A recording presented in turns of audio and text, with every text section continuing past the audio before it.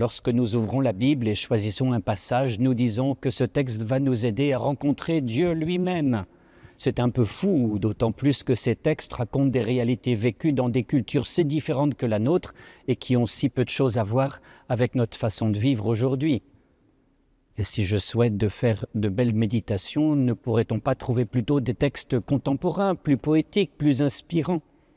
Et justement, nous disons que ces textes de la Bible sont inspirés. Que se passe-t-il alors quand nous les lisons en priant ? Cette petite parabole dite du lait en poudre peut nous aider à le comprendre. Imaginez des vaches normandes qui donnent un lait excellent. À la laiterie, leur bon lait frais sera mis en poudre. Certes, il perdra de sa fraîcheur, mais il aura l'avantage de se conserver pendant des semaines. Un an après, on pourra verser de l'eau chaude dans un bol et obtenir un lait qui n'est pas le bon lait frais, mais qui aura le mérite d'être au rendez-vous malgré le passage du temps. Le même phénomène se retrouve à propos de la parole de Dieu.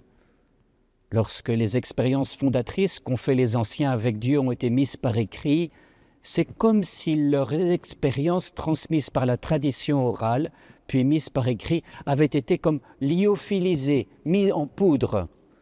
Et grâce à l'eau de notre baptême, le souffle que nous avons reçu et que nous prenons soin d'entretenir vient liquéfier les lettres du texte et provoque une rencontre vivante avec le Christ.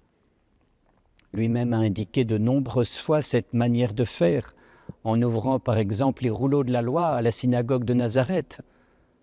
Nous, en priant le texte d'Évangile, nous croyons que nous pouvons le rencontrer. Il peut nous rencontrer, comme autrefois il pouvait rencontrer les gens de son pays qui gardaient le cœur ouvert. Comme des enfants nouveau-nés, désirer le lait non frelaté de la parole